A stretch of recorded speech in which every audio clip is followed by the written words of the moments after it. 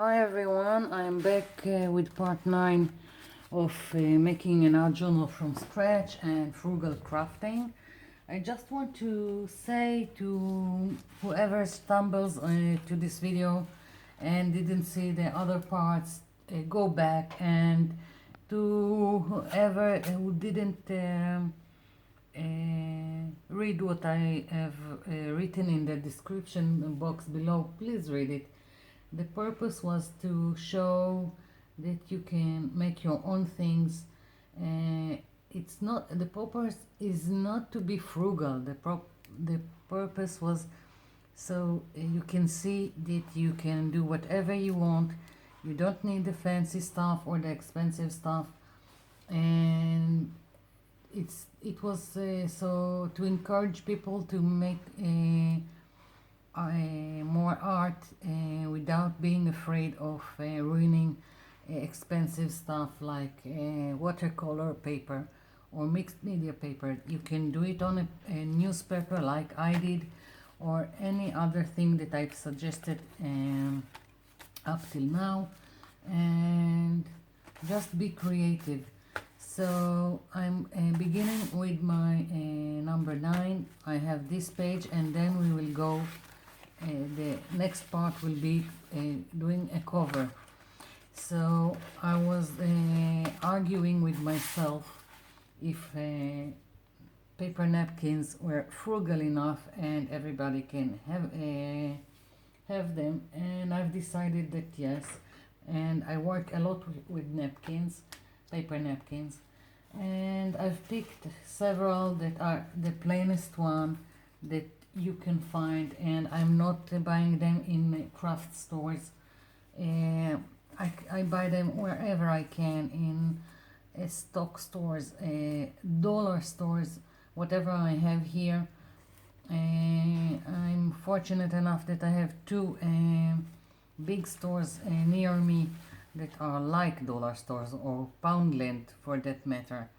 So I'm always finding stuff, and I hope you can see this is the simplest paper napkin there is, but it's this pattern will be good to make something in a background, to add another layer to whatever I'm doing. So I'm always picking up napkins. They don't have to be state of the art or with some great design. These kind of napkins are great for backgrounds, to build your layers and background.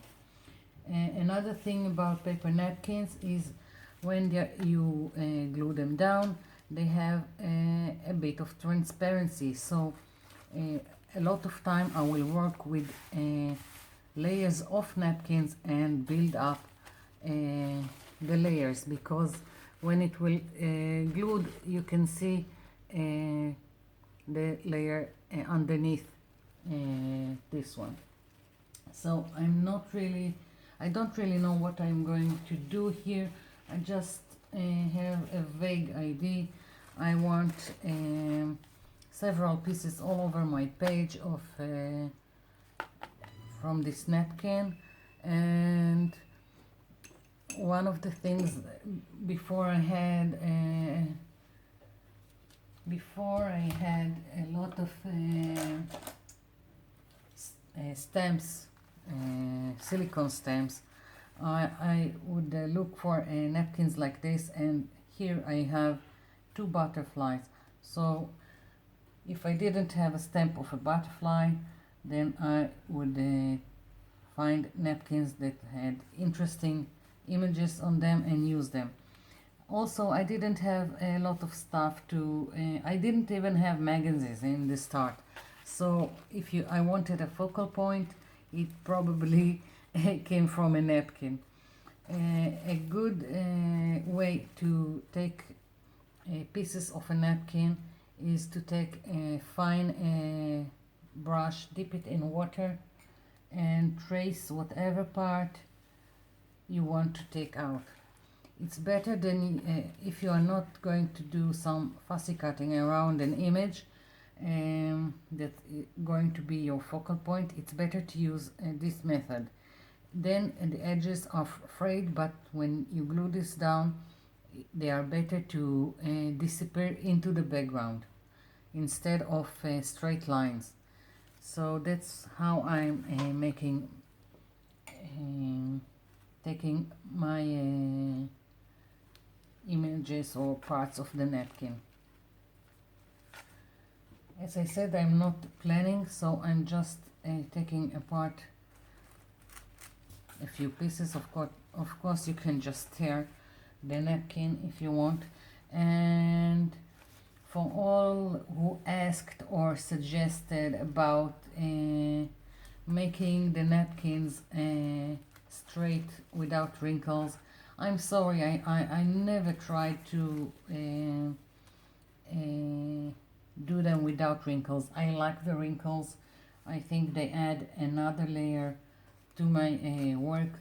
Sometimes I will even take a napkin, scrunch it like a tissue paper, and I will lay it down and glue it with a lot of wrinkles, and then we'll go over the wrinkle when it's dry. I will go over the wrinkles with acrylic paint or with ink pad to bring the wrinkles out, and it adds to your work. So I'm not trying to make it wrinkle free, but thank you to whoever suggested how to make it without wrinkles. Thank you for your suggestions. And if I will have some project that calls for gluing down napkins without wrinkles, I'll be sure to use it. So another thing, I'm going to glue this down, and because I don't have a plan for what is really going on with my page, then I'm just so you will know, some of it will probably get covered. I'm just going intuitively, if you can say that, not planning.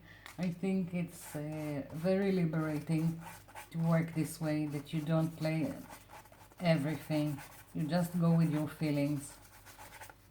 Sometimes I'm planning, sometimes not,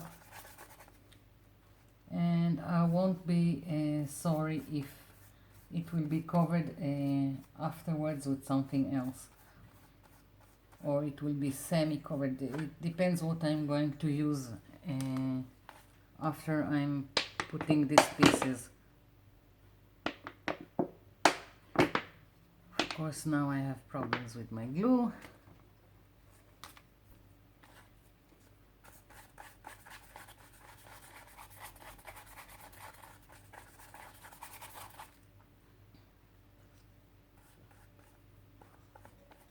I'm always sealing the napkins with another layer of glue when I glue it to a page.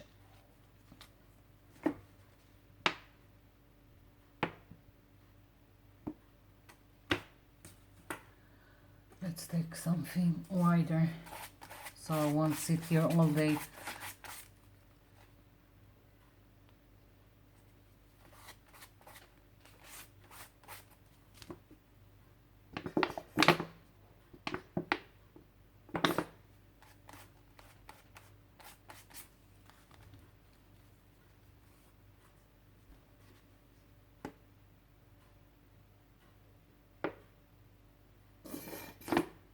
I give up.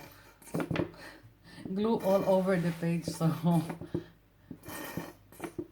I need to put more glue in my bottle.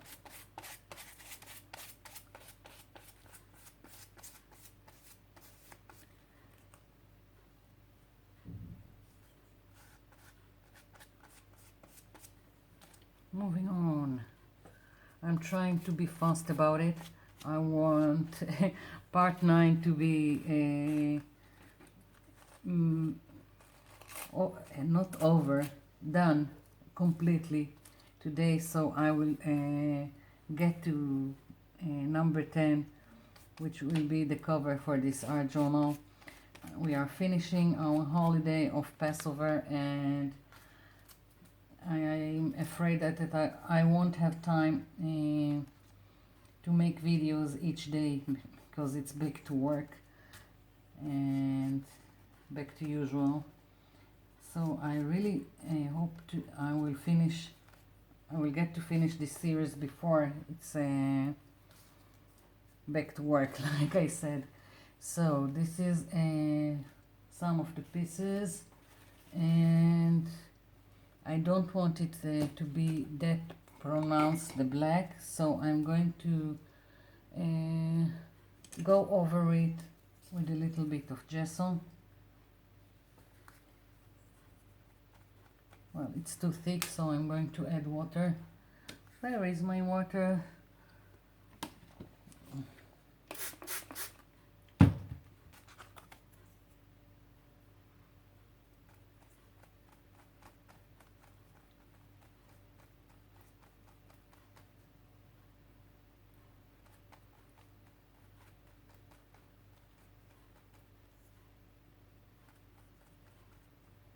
As I said, it would probably get covered.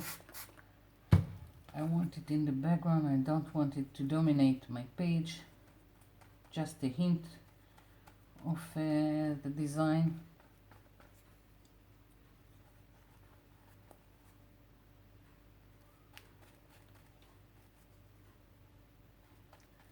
This is gesso that I made myself. I already explained how I'm doing it in one of the parts of this series.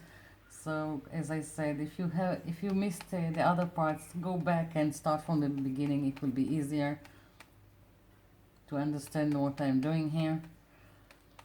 So okay, I've got this. So now I want to add some texture to my page. There are lots and lots of ways to add texture. I'm using one of them now. I'm going to start cutting from this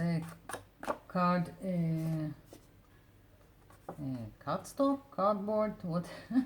This is it comes with takeaway pizza, and we are not using it, but I'm always keeping it and using it to make tags and whatnot. So using it again to add texture to my page. I will start cutting pieces in several sizes that are going to be glued to my page. As you can see, I'm not measuring anything.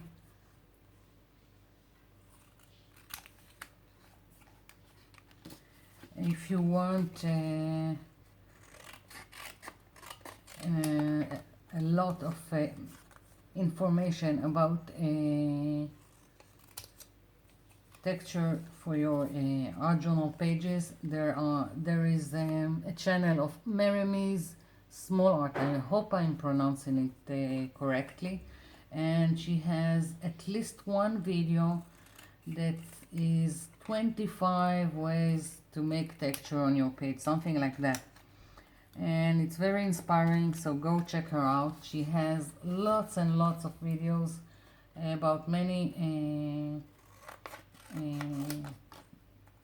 subjects, and it's very enlightening. And this is only one way. I've used a lot of stuff to make texture in art journaling, like of course there is the obvious, the modeling paste, which I'm also making myself. Modeling paste is the same thing as the gesso, just adding more from the talc powder, or if you are using how is it called, plaster of Paris, or if you don't want to make it any wall compound, is the same thing.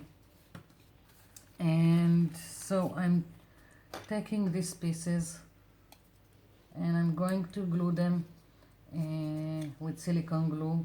My silicone glue is a local brand, so it won't help to tell you the name, but silicone glue is like Yoo-hoo glue that comes in tubes, and whenever I want to glue something that is thicker than, I don't know, 100 or 120 grams of paper, I will use the silicone glue because it's stronger than white glue and it will dry quickly.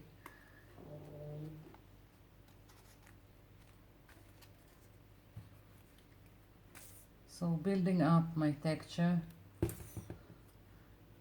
again not thinking about it too much, I just want some kind of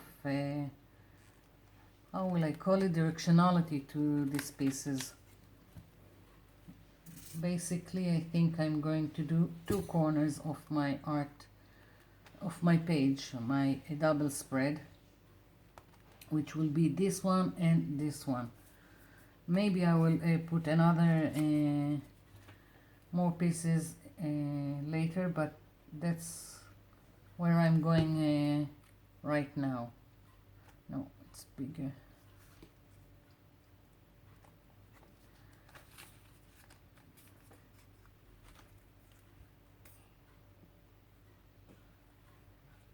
Okay, so basically that's what I'm doing right now. I'm going to pause this video and I'll come back when all these pieces are in place.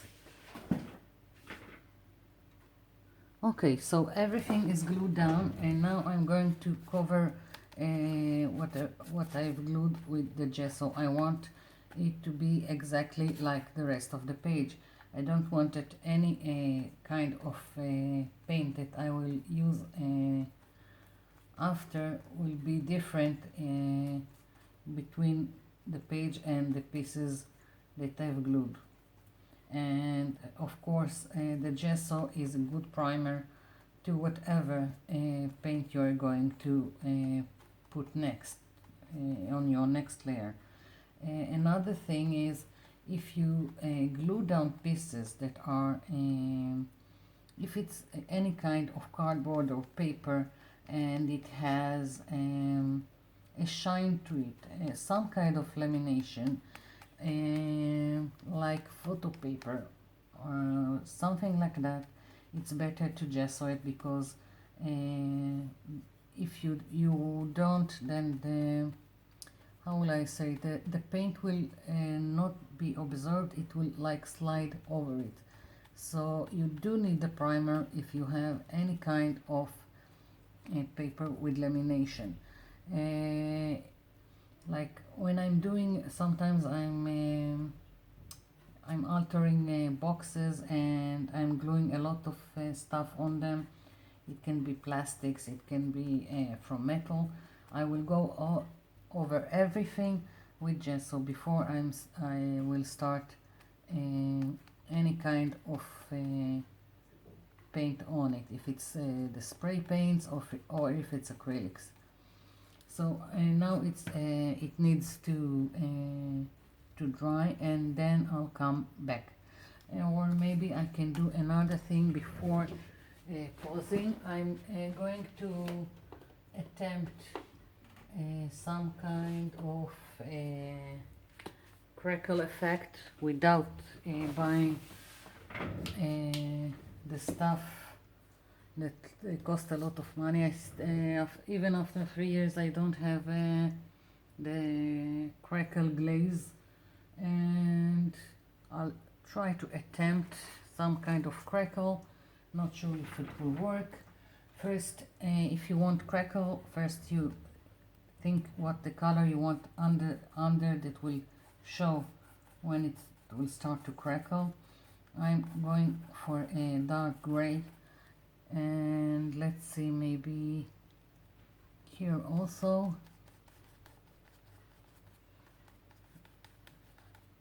And yes, it doesn't look good now, but wait, and let's put in another place, maybe here.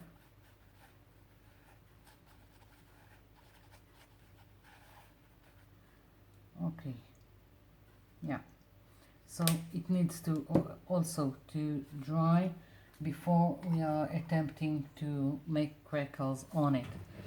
So I'll be back when it's all dry. Okay, so it's dry, and let's try moving on with making crackles. So now after it's dry, I'm going to put generous amount of white glue where I've put the color for the crackles, very generously.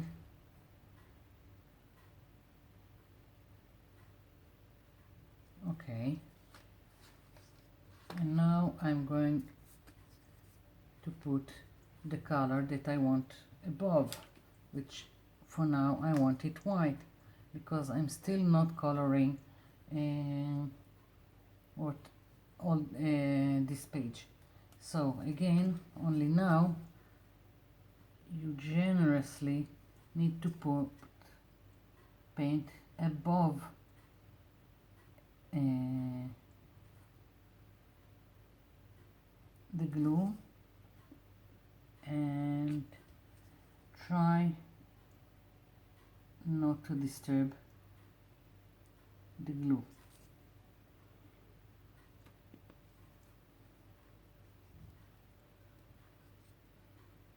I usually try to do it with a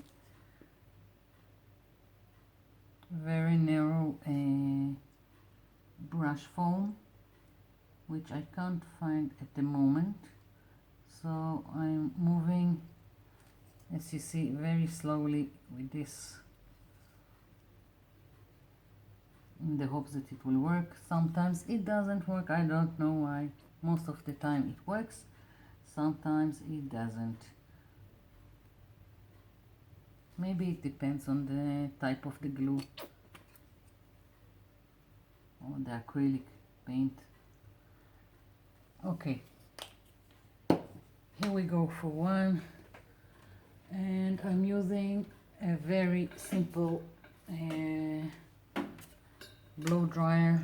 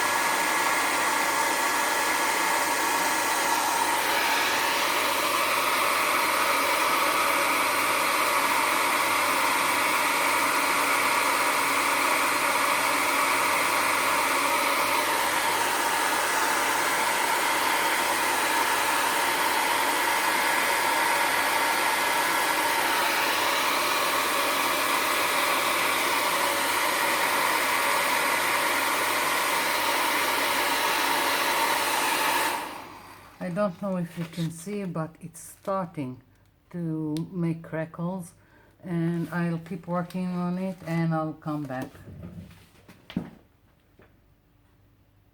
I'm back. So I didn't like what happened with the crackles, so I scraped it off and just put gesso on it.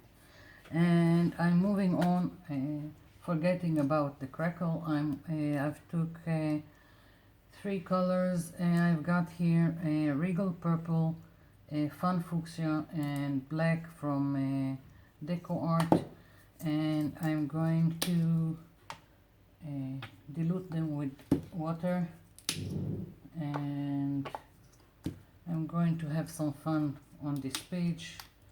And this is the kind that I don't care where the paint goes. If you can, it happens a lot. I don't care where it goes. So I'm starting with the only thing that I do try is that I'm starting with the lighter color, because I can't take out color. So I'm starting with the small stuff. with the lighter colors.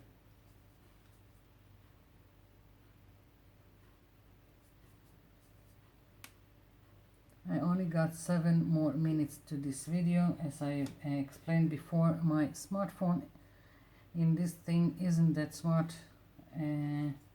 Just stops recording after 30 minutes, so I have to keep watch over it.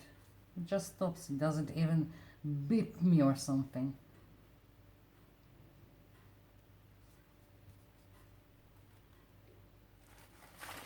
As you can see, I'm letting it slide.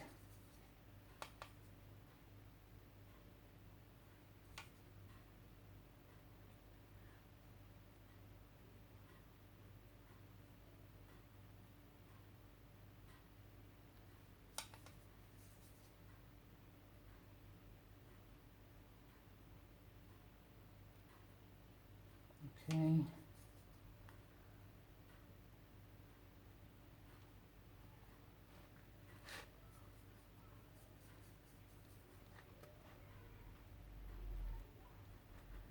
This would be even, maybe it would be easier with sprays, but I want to show you that you can also make it with the acrylics. Just be patient and let it spread on its own. Let the water do the work.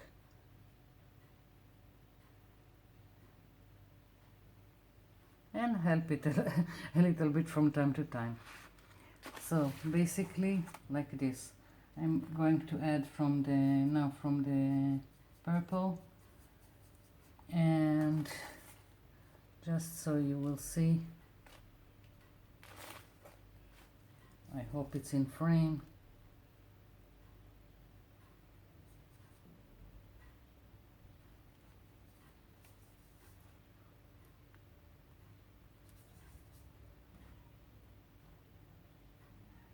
If you want it more runny, you can take your bottle of water and spray it like this. Just be careful. You don't want everything to be meshed together, because it at the end of the day it is paper underneath.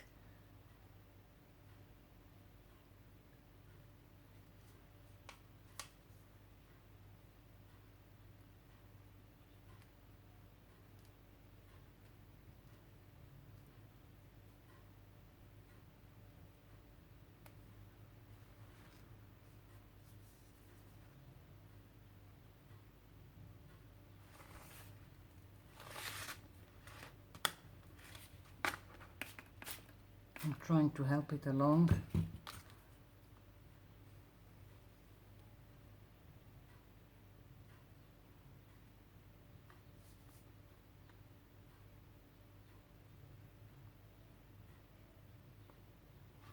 And afterwards I will start adding the black. So this is basically it, and I'm going to end part 9 and be back for part 10 because there isn't enough time. Bye for now.